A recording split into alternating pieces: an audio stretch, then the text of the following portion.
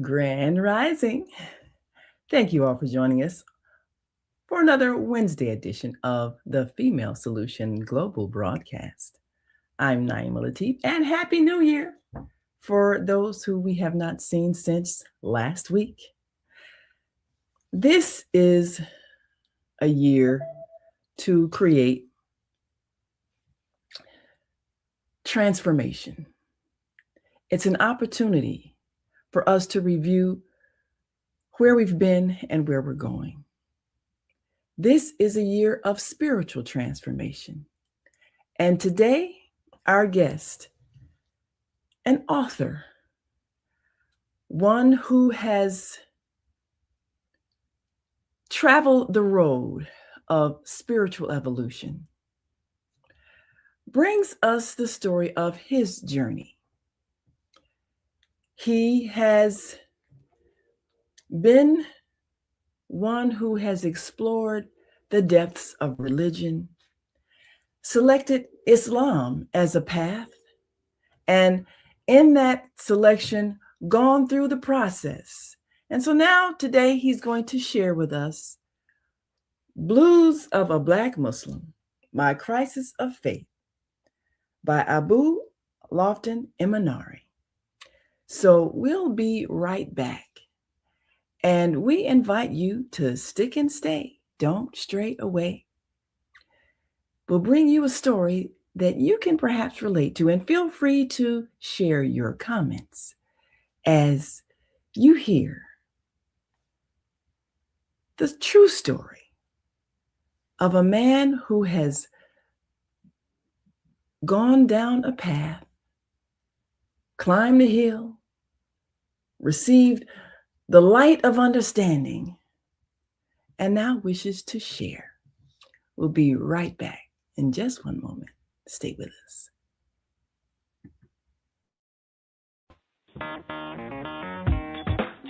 Women have the power to transform this world. We can end crime and violence if we all agree to do one thing: share. Let's share our wisdom, share our time, share our talents, share our finances, but most of all, let's share our love.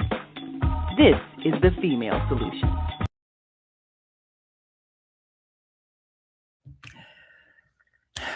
We are the Female Solution.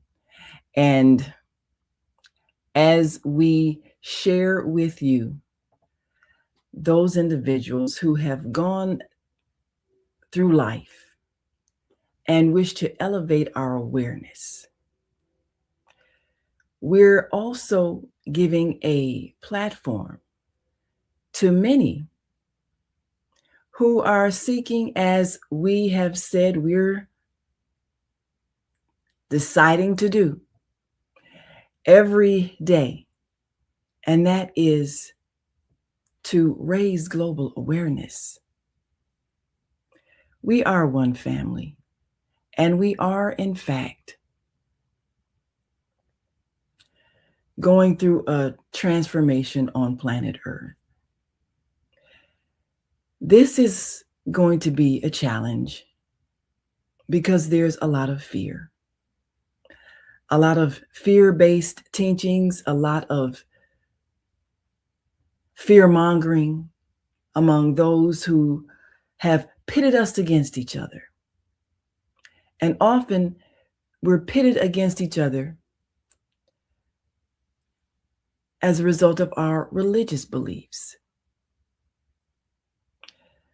The religion of Islam entered this country very early with the sailing of many Muslims, even before the coming of Columbus. But in recent times, Islam has brought a bit of fear. A brand of Islam that arose that was uniquely African American, frightened many whites because they became known as the Black Muslims. And they presented the image of hostility anger, and even perhaps the threat of violence from African Americans who had been eased into a docility under the Christian faith. A man arose, became known as Malcolm X, later Malik El-Shabazz, whose fiery words stirred in the hearts of many. And the organization, made known by the man who was known as Elijah Muhammad, grew under Malcolm. And then the tragic assassination and the series of assassinations had an impact on the hearts of many, even those who were not following the Islamic faith. And then there was the split. And there was the influence of the Islamic movements from the East. There's much confusion about exactly what Islam teaches. Do you teach white people are devils? Do you teach violence? Do you teach hate? And then, of course, the tragedy of 9/11 struck, and Islam was a religion to be feared in the minds of many who associated it with terrorism and fear and anger and a foreign philosophy that many saw as anti-Christ. So how does one find faith in that atmosphere? Our guest today, author, professional, one who has traveled, seen so much of our world, and been able to put to pen and paper his vision of what a relationship with the divine looks like and what a community looks like. And yet, how does one establish a relationship with the divine with so much confusion? We're going to take a quick break and come right back with our guest, Abu Lofton Emenari, after this. And we want you, write in your comments, call in. We're looking forward to a discussion. And we want you to think about what your faith journey will look like in 2026 as you evolve and you become that great mind that you are destined to be. We'll be right back after this quick break with our guest, Abu Lofton Emenari, and his Blues of a Black Muslim. We'll be right back. Stay with us.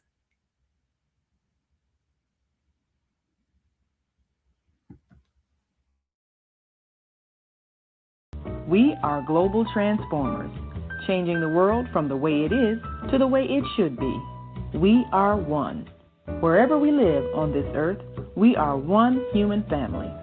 On behalf of our team of radio hosts, I'd like to extend a greeting to all the members of our family, whenever and wherever you may be listening around the world. To our family in China, Ni Hao. In India, Namaste. In Japan, Konnichiwa. In Korea, Annyeonghaseyo.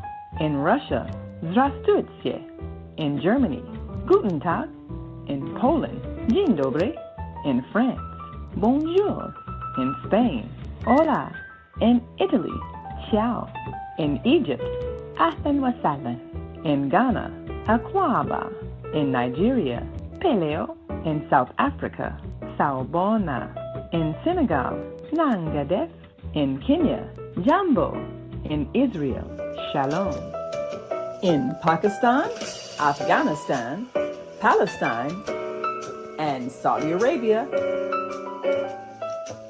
Assalamu alaikum. Greetings, and may peace be upon you all. Join us live on the on-air radio network called 727-731-5192. We want to talk to you.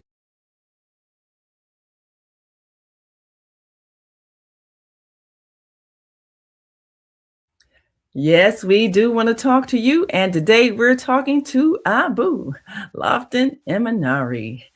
Thank you so much for joining us today on the Female Solution Global Broadcast. Assalamu alaikum. Thank you, Dr. Latif. It's an honor and a pleasure. Yes, wa alaikum salam wa rahmatullahi wa barakatuh, which means, of course, and may peace be upon you and the mercy of God and God's blessings. We like to greet our global family each show and remind people that we are one family speaking to the world. And the beauty of the internet is that it gives us an opportunity to meet those that we've learned to fear because of false beliefs and false disinformation. So now, as we take a look at this book, Blues of a Black Muslim. Now, I'm going to read a statement that you placed in the book, which caught my eye. And basically, it says, organized religion, in my humble opinion, has been nothing less than a poisonous virus infecting mankind. Now, obviously, that thought came about as a result of some pretty intense experiences.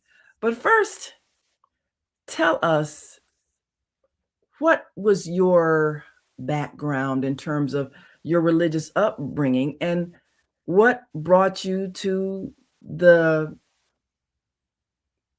conclusion that Islam was the path that you wish to follow? Well, Bismillah ar-Rahman ar-Rahim. This book came about, and I just turned 72 a couple of weeks ago. Through my many travels through this life, we've, of course, both of us have had friends leave and go on. And being a writer over the last 50 years, I wanted to kind of chronicle some of just a wee bit of some of the things that I've seen while in religion, so to speak. For instance, my family, I come from really a Christian background, which probably most of us come from. When I say most of us, I mean most Black folks in America these days come up in. However, I was exposed to Islam via the Nation of Islam at a very early age through my father, who wasn't a member. However, he was quite curious about the Nation of Islam. And so, what I wanted to do was talk about the many different sects of Islam that I saw, because there's a lot of sects in Islam, just as there are a lot of sects in Christianity. And that's what I've come to the conclusion, that organized religion has done more to harm people and confuse them than anything that I can imagine. I've met many atheists. I've met humanists who are totally against religion. But what I found is that Islam is perhaps the only path for me, and this is a personal journey, that puts me in direct line with the divine, with the spiritual. So I had to write about that because I've been in many, many, many camps over the years. And so that's what Blues of a Black Muslim basically boils down to. Thus, the subtitle, My Crisis of Faith. Mm. One of the things that creates a crisis for many who are seeking is when they adopt a belief system that is different than the majority of the society or the rest of one's family. Now, of course, the fact that your father had connections to the nation and influence, as so many were in that during that era, that opened the door for you then to adopt a faith that would not cause you to be rejected by family. Yes. But how did the rest of your relatives respond to you once you expressed your decision to become Muslim? Well, I'll tell you, they did not give me a lot of pushback, so to speak. They pretty much accepted my choices. Uh, for instance, my spouse, she always let me be on my own path. Uh, but I was very influential, and I don't I take a little pride in that. In my sister's decision to become a Muslim, and she became a devout Sunni Muslima, which she remains to this day. So I had a very small family, so I didn't have any real influence there. I was able to explore and search on my own with not a lot of pushback.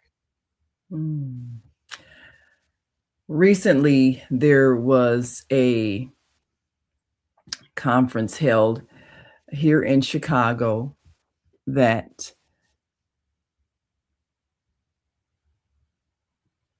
gives us an opportunity to see how much Islam influences our society today. And there were many who attended from across the country. Mhm. Um, I guess what you would consider majority, more or less, Sunni or Go from ahead and those say it. Go from ahead. those groups that are from various countries that have immigrated here. So the growth of Right. Islam, and we Yeah. report about in our daily news site, On Air Daily News, the growth of Islam has happened both internally from conversions and often influenced by the Nation of Islam and the various offshoots from that, which you talk about in your book. Mhm. And then it has grown from a large immigrant population. And anytime there's immigration, there is influence in the culture. And what we have experienced is an influence in the culture, which often it's Indian, Pakistani, sometimes Arab.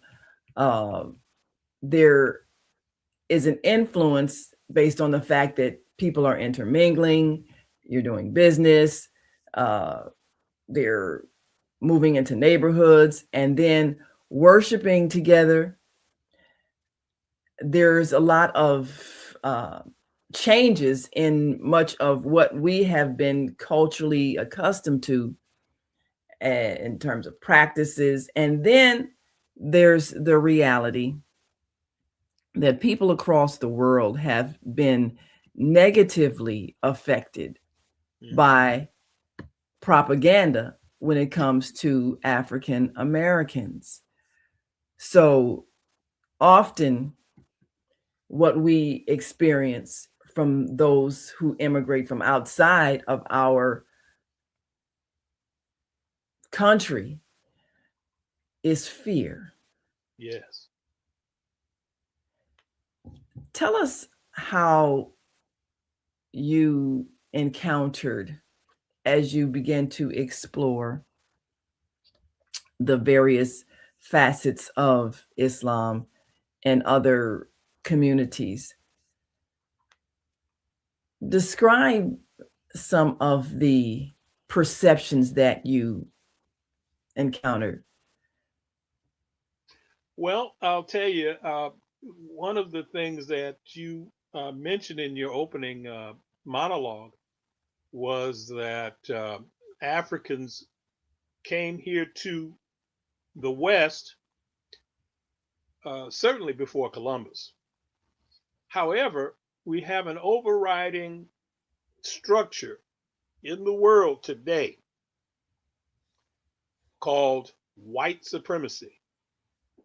Under white supremacy, which affects everything in the world, because the Europeans basically run the world as it is today, basically. Uh, and that affects our religious systems. And you have different religions, Islam in particular, which is certainly affected by that. Um, and with a lot of these, even in Islam, which supposedly preaches that Islam is a one world religion. That means that there is no racism in Islam, which is far from the truth because we've had all kinds of different immigrant Muslims who come to the country who probably been here a long time, which will doubt a black man's Islam. For instance, I'll give you one example. I went to one of these, this was years ago, went to one of these big Islamic conventions that was run Mhm. by some immigrant Muslims. And I got in a conversation at a dinner table, and I heard one immigrant Muslim ask an African American uh, brother who was sitting at the table, as they introduced themselves, he asked him, which might seem a rather innocent question. He says, "Well, your name is Rashid. Do you know what that means?" Why would you ask that man what his name means? Assumptions of ignorance. Assumptions of ignorance. Believe me, I Yes. don't go around asking any Muslim what their name means, or do I know what their name means? Why Right. Because would you I do assume they took the name because they know what it means. They know what it means, certainly, but it seems as though, or they, I've had them, I've seen where some of them will tell you, well, you're not pronouncing the Arabic right, the Quranic Arabic right. When you're reading, they say, I'm no, believe me, I'm no Arabic scholar whatsoever. Mm. However, I've seen that happen. And then I've seen just the extreme where you might have African Americans who you go to a talim on a Sunday or a Explain Saturday. what that is for those who don't know the term Talim. I'm sorry. A talim is an instruction. It just Right. simply means a lecture. Yes. And they might go and the instructor might say, I'll use that term instead of using a lot of Islamic terms today. Oh, it's okay. And we're teaching, so use the Okay. term and then just define it, and then people But then they'll learn something. they may speak for the first 15, 20, 30 minutes all in Arabic, and Mm. then turn around and explain what they were talking about. So you've Yeah. got those extremes as well. Yes, Uh, I've visited mosques where they do that. Matter of fact, when I was visiting my sister in Boston and my daughter and I, we would visit a mosque where and it was multiracial, multicultural in terms of various countries represented there, and they would do the khutbah, the sermon, in Arabic first, and then they do portions of it, and then they do the translation in English, and then they go back and do the rest of it in Arabic, and then the translation in English. And I think that was to accommodate what was a multilingual, multicultural gathering. But it really it does speak to what you said earlier about this, supposedly being, non-racist, all-inclusive. And that's what attracted many African Americans who had just weary of racism, weary of the meanness that we experienced here, and just welcoming what looked like what humanity is supposed to be, and that is a unified body, regardless of color and ethnic and national origin. To see what looked like oneness, it was such a relief for those of us who were just tired of being treated badly because of our skin color and our origins in Africa. Well, in the book, I quote the late Warif Deen Muhammad, and he said, racism is a false construct. Absolutely. Which I totally believe. However, it's been so ingrained in our culture for the last, I'd say, 400 years, perhaps even longer, that it has taken a hold of the psyche of just about the entirety of humanity. Absolutely. You look at a person and you suddenly assume that they are less than whatever they are. You look at another person, then you assume that they gotta be superior, or there's something about them, or something about their thinking, their living, or whatever. And those are one of the things that I've seen, let me say this: those are some of the constructs that I've realized, and that's why I adopted the religion of Islam. Now, with that said, there are some uh, portions or sects of Islam that are quite different from the others. That's another thing. Uh, Sometimes we say, "Hey, you got to get in where you fit in." So one of the groups of Islam that has attracted me more so is the Warith Deen school, so to speak, because they tend to be a little bit more quote unquote progressive. They're not really stuck in the Sunni, Wahhabi, Salafi schools of Islam. And that's one of the things that really attracted me to the Ahmadiyyas. However, while I love the Ahmadiyya, and I first took my Shahada as an Ahmadiyya, I still found that there was levels of peer levels of racism within the group, or ethnocide, so to speak.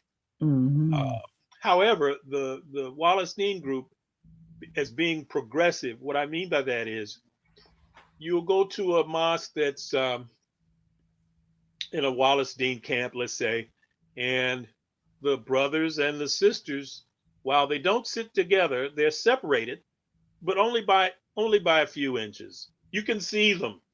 Some mosques, you might never see each other. The sexes don't look at one another. They can't look at one another. They have all kind of rules for that. I understand. However, the Wallace Dean camp, the sexes, while they don't freely integrate with one another, they're still there to see one another. And I think that's an important thing. Yes. Well, we're going to take a quick break. Huh? And got to take a break? We're going to take a quick break. And when we come back, okay, I want to delve into the whole difference in the way men and women behave culturally, and how that impacted those of us who sought to be parts of those communities, and the impact of the perception of women in other cultures Hmm. and how that affected our families Yes. and how it affected our children, trying to merge with cultures that had evolved in a way that for us felt like racism again. Yes. So we'll be right back. And we're going to talk about that elephant in the room for many who have practiced the faith and found pain in it. Hmm. How do we address that? We'll be right back after this quick break. We're talking to Abu Lofton Emenari, author of Blues of a Black Muslim. We'll be right back after this quick break. So stick and stay, don't stray away. We'll be back in a moment after this. Have you ever felt called to start a nonprofit but had no idea where to begin? Or maybe you're already pouring your own time, energy, and money into a cause you care deeply about, but you know you could make a bigger impact with the right support. Imagine having a team behind you. Imagine being able to secure funding. Imagine scaling your mission so you can reach more people and change more lives. That's exactly what this training is designed to help you do. We've taken the entire process of launching a nonprofit and broken it down into 7 simple steps, including how to obtain your 501c3 status, how to use it effectively, and how to stay in compliance so your organization continues to thrive. You will walk away organized, confident, and most importantly, grant ready. Register now at 501c3startuptraining.eventbrite.com. That's 501c3startuptraining.eventbrite.com. Welcome to Masterforce with Mushim Sut. Join us each week on Thursdays at 7 a.m. Central, live on Facebook and YouTube on the Female Solution page, as we dive into powerful topics designed to assist you in mastering your life force. Our conversations feature a diverse lineup of experts, all dedicated to your growth. Tune in weekly to discover new ways to elevate your spirit and raise your vibration. And remember, we are ascending.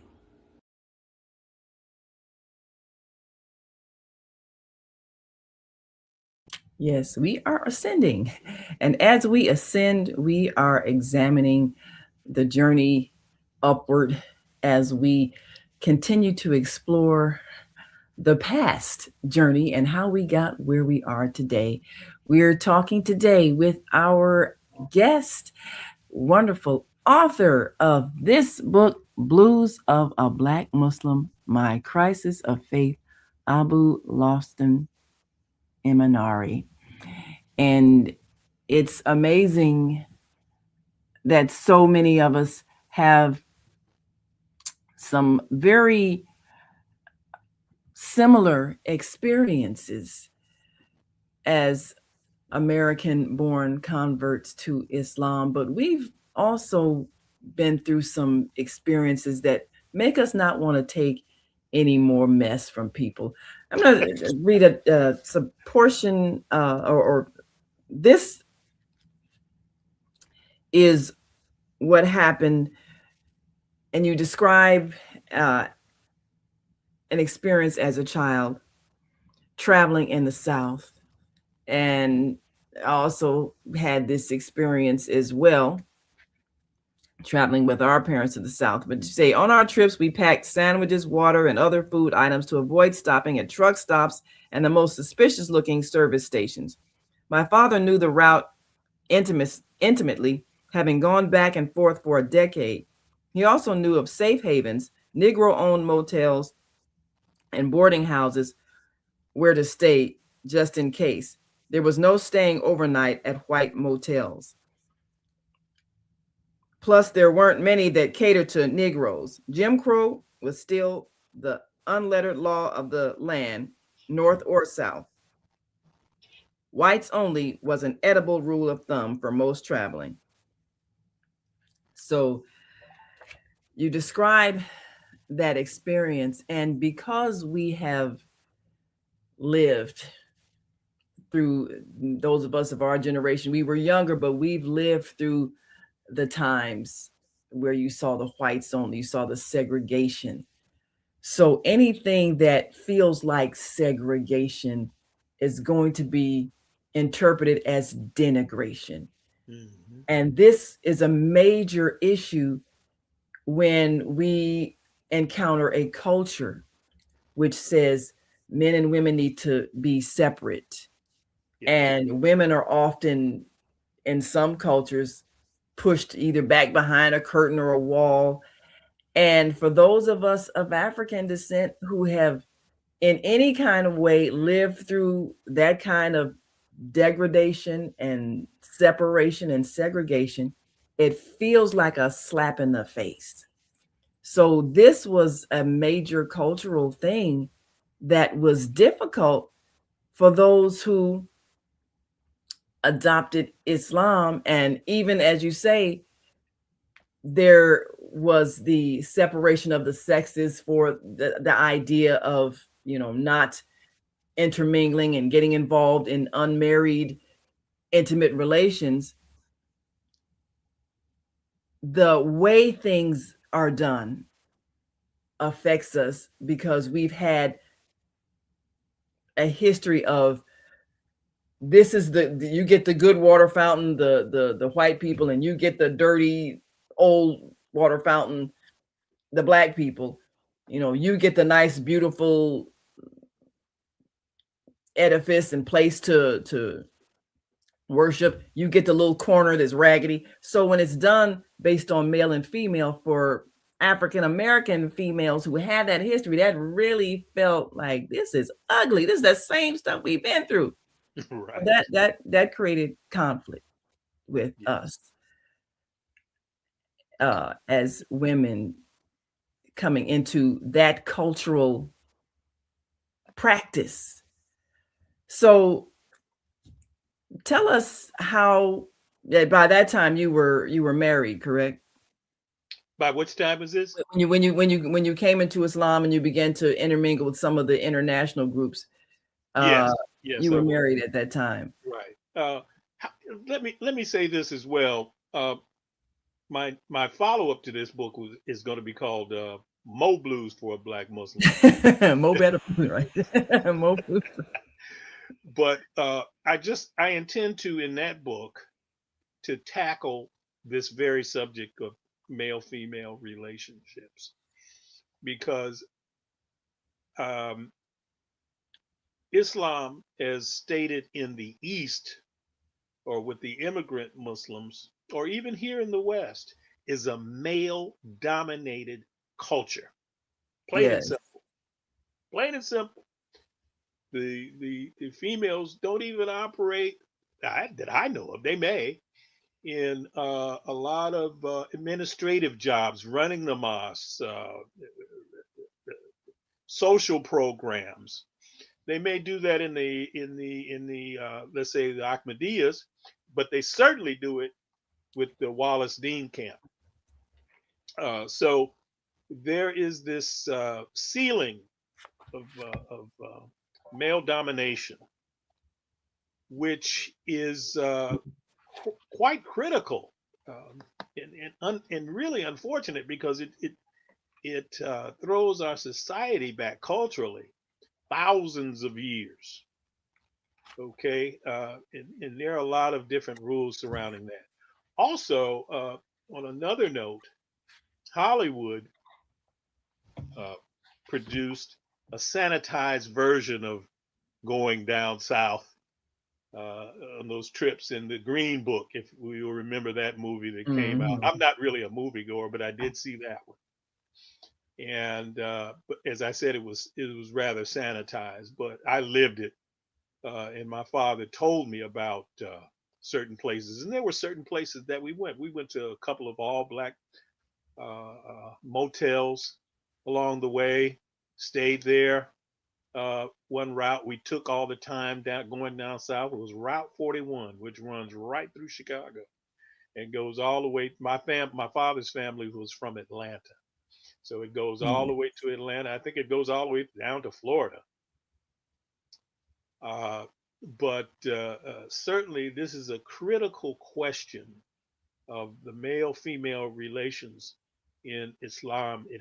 It has got to change. Well, this is a thing, and when I read this book, I said, yeah, we got to bring the brother on because we got to talk about this. I mean, this is the thing that will determine whether or not the faith of Islam is able to transform the society in the way it was intended. Mm-hmm. And you cannot treat part of humanity badly, whether it's based on skin color or gender. Yes. And exist in the world as it's evolving to that higher consciousness. As my sister says, we are evolving.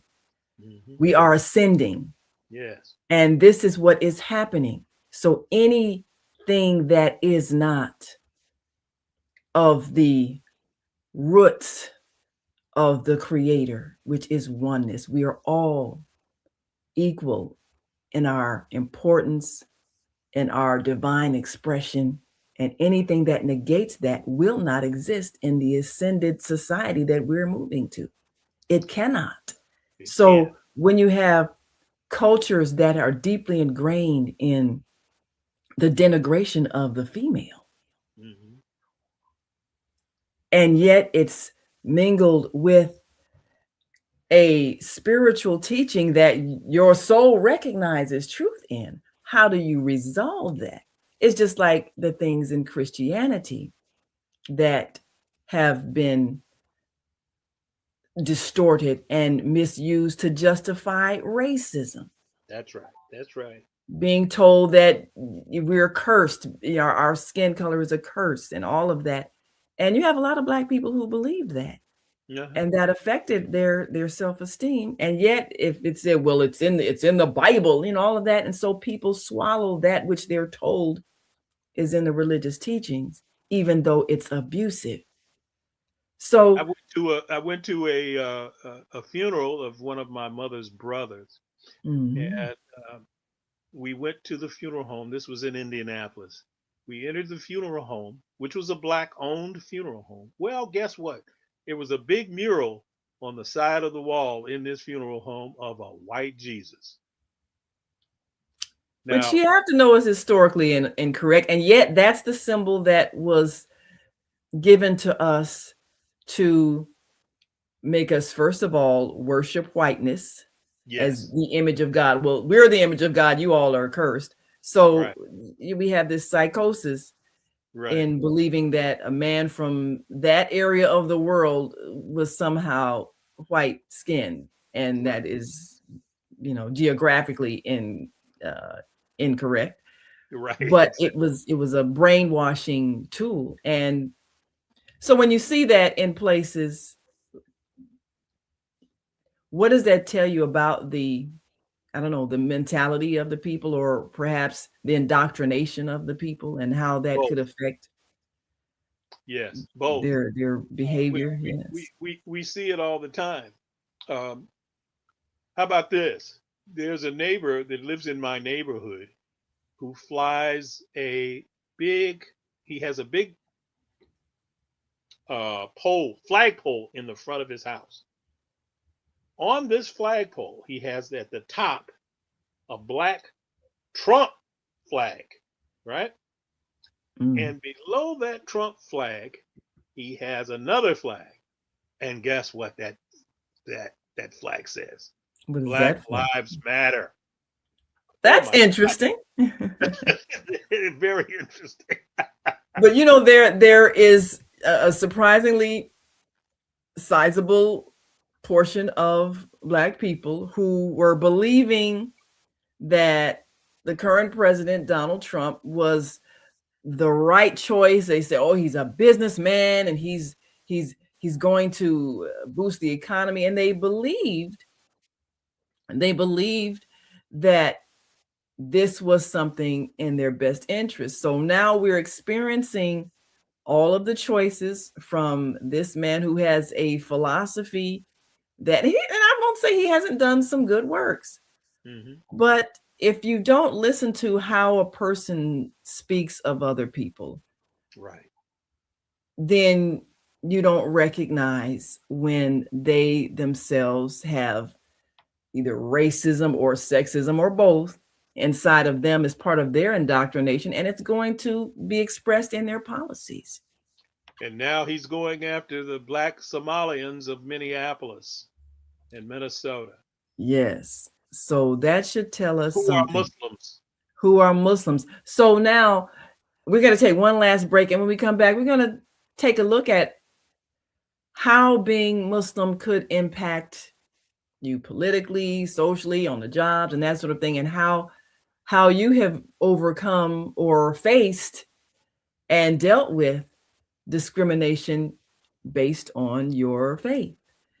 So we'll be right back after this last break, and we invite you to stay with us.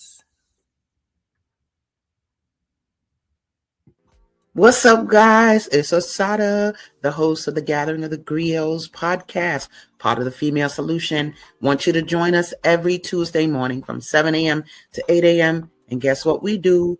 We interview authors of the Soulful Chicago Book Fair. The books, the experiences, the lifestyles, all of it with fervor. So be there right on the Soulful Chicago Book Fair YouTube page or on the Female Solution Facebook page. We look forward to having you and all our literary essence. Peace. Leaders of nonprofits empowering worlds. Let's go. But the vision that God gave me, I felt that it was time for me to step out and work on the vision that God gave me. We need look no further. We have a unique voice. We have a unique talent pool.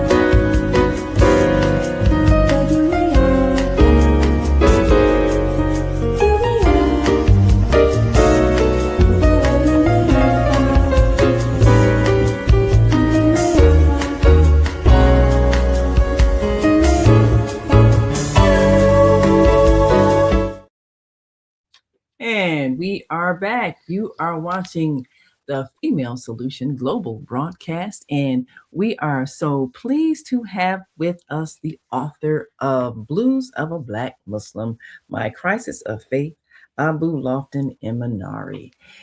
This is a book that you need to have, and we need to hook you up with the Soulful Chicago Book Fair coming up February 15th, because this is a book we want to share with those who may still be carrying some misconceptions about Muslims. Now, this is a portion that I'm going to just read from this portion here. And you mentioned, as you traveled, you said, I toured the so-called mixed ethnic mosques like the Ahmadiyas and Shia, which have a small percentage of Blacks, but are facilitated administratively by an immigrant minority Palestinian, Indian, Pakistani, Iraqi, and Iranian blocks. I was to visit the famous Al-Sadiq Ahmadiyya Mosque located in Chicago's Bronzeville neighborhood. The mosque has a reputation for being involved in the Black neighborhood since the 20s. Invited by several friends, including Jasmine Yusuf Latif, I was comfortable enough to take my Shahada.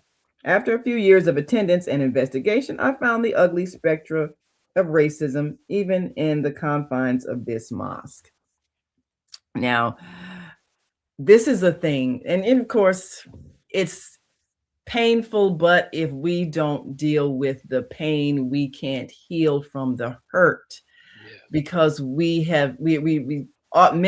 of us were attracted to Islam to escape that feeling of denigration from other people. And so when we experience it, it is hurtful, and we know somehow this is not a reflection of the divine. And my husband and I, we met through the Ahmadiyya community, raised my daughter in the Ahmadiyya community, met many people worldwide, beautiful families, love my sisters and brothers. But one of the realities is that people have been conditioned to believe things about African Americans, and it is reflected in a response, an expectation, cultural differences and interactions. And this is the challenge anytime you have an international community. Everybody thinks their culture is right. Yes. And everybody thinks that everybody else is doing it wrong. Right. And everybody's been affected by the global propaganda on the television and movie screens.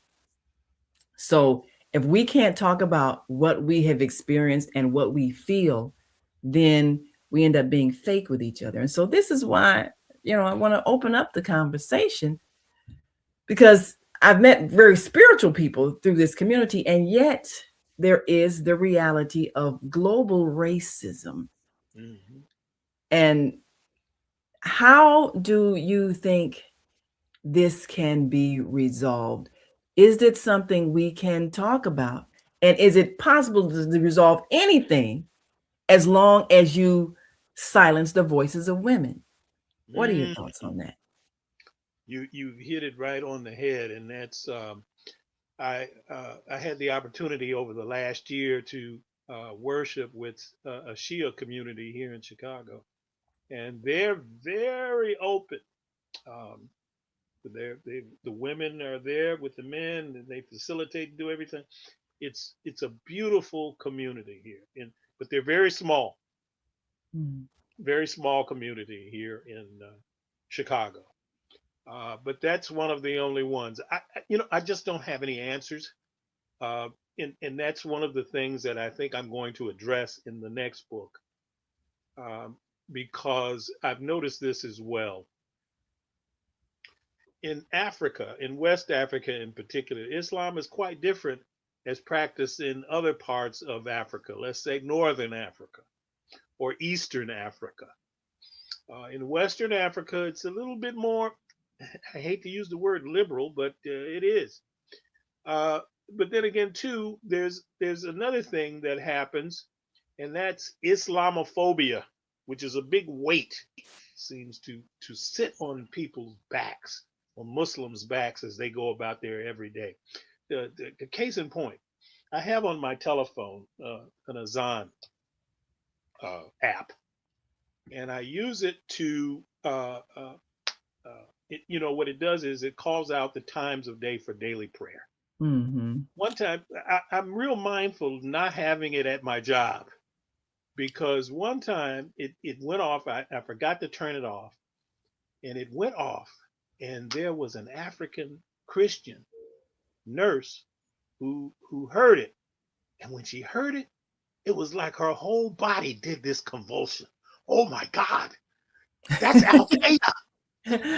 Well, and let me explain for those who don't know. First of all, we've talked about a couple of terms here. Taking your Shahada, which is a declaration of faith in which you're declaring there's no God but Allah, and Right. Muhammad is the messenger of Allah. So you're declaring that this is what you believe, and you're going to follow the teachings as dictated in the Muslim holy book, the Holy Quran. Yes. So that's that. And then the call to prayer in Arabic, it basically says, God is great, God is great. Allahu Akbar, Allahu Akbar, there's no God but Allah. It's saying that in Arabic, and that is the sound of the call to prayer. Right. Now, all during the times, during 9/11, when they had various movies about Islam, the one Not Without My Daughter, where Sally Field, who, a very political decision to make her this woman whose Muslim husband treated her badly. Once he decided to practice his faith, he, stole her daughter and took her back to his country. And she was trying to get her daughter back to being kidnapped and all this oppression. They would always play that call to prayer in the background. So everybody else was associating that sound with terrorism. That was very deliberately done. And what the prayer call is saying, God is great. God is great. Come to prayer. Allah, that's what the call to prayer is. But it's said in Arabic. You don't know what the words mean. So in the Westerner's mind, that's that terrorist sound. Yes. So yes. This is what was done to people of the West who are not familiar with Islam and the teachings and the unity and all of that. It's propaganda. Propaganda. But it was very powerful propaganda. Now, there are some things that need to be addressed, and women have to have the courage, because nobody can oppress you without your consent. That's right. Ultimately. And women have to have the courage to, in their faith, recognize that there are some cultural things that are not godly. I posted on my Facebook page, and I'm always looking at near-death experiences, because I've been familiar. I've had one without dying, but that's another show, another day. But there's a Muslim woman who had a near-death experience, and in that she had an encounter with Jesus, and had a conversation in which she was told, because the idea and the modesty is that, well, you have to cover yourself because men can't control their lust, and it's your fault if they sin. And she was told, that's not your burden, that they were made with the power to control themselves, just like every human being has the power to define their own behavior, and it's not your burden to carry whether somebody else lusts after you. So that was a whole different mindset. And so I put it on my Facebook page, and at some point I might even try to get the sister on as a guest. But one of the things that women fear is repression with the coming of Islam. So in these last moments before we go, how do you see the issues of racism and sexism being resolved so that the spiritual aspect of the faith can actually do the healing work that it's possible to do in the hearts of people? As you said, and your show addresses this, the female solution. These types of larger questions that we position ourselves in can only be implemented if we practice it. We have to practice these things. We have to practice the kind of positivity that ensures correct thinking. What is correct thinking? Whole nother subject. But we have to, this is one of the things that I wanted to bring out in this book. And please, if I could mention that the book is available on Amazon and in the Chicago area at Underground Books. So you can, Underground Books on East 87th Street. But it's available internationally, of course, on Amazon.com. But back to your question, it's going to be a struggle. In fact, that's one of the words that I end out with in the book. In struggle.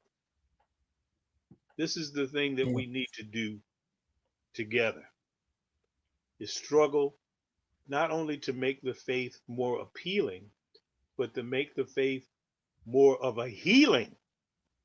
Yes.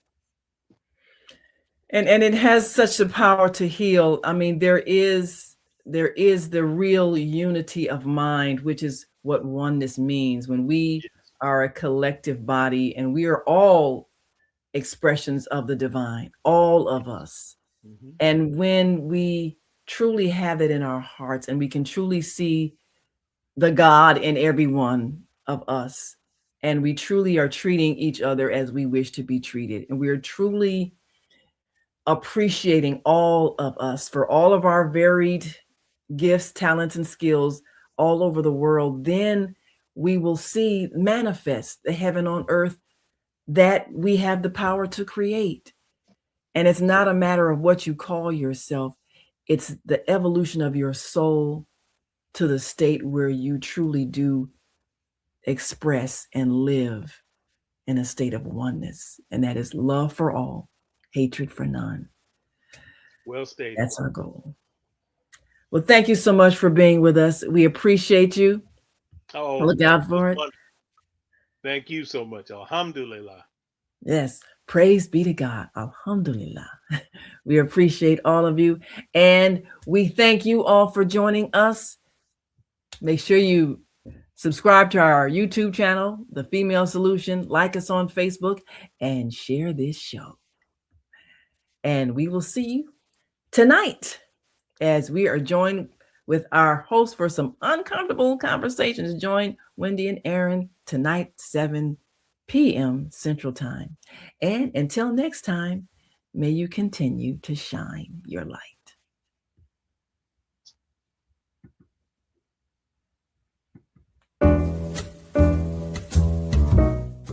We've come to the end of our show today. If you missed any broadcasts, go to our website for the audio and video archives at www.thefemalesolution.com. On behalf of our team of radio hosts, I'd like to thank all of you who participated in today's discussions. And to our global family joining us from all around the world, we say thank you. To our family in China, xie xie. India, Dhanyavad. Japan, arigato. Korea, kamsamnida. Russia, spasiba. Germany, danke. Poland, dziękuję. France, merci. Spain, gracias. Italy, grazie. Egypt, shukran. Ghana, madasi. Nigeria, eshe. South Africa, ngiyabonga. Senegal, jareh. Kenya, asante. Israel, toda. Pakistan, shukriya. Afghanistan, tashakur. Saudi Arabia and Palestine, shukran. Assalamu alaikum wa rahmatullahi wa barakatuhu. Thank you, and may peace be upon you and the mercy of God and God's blessings.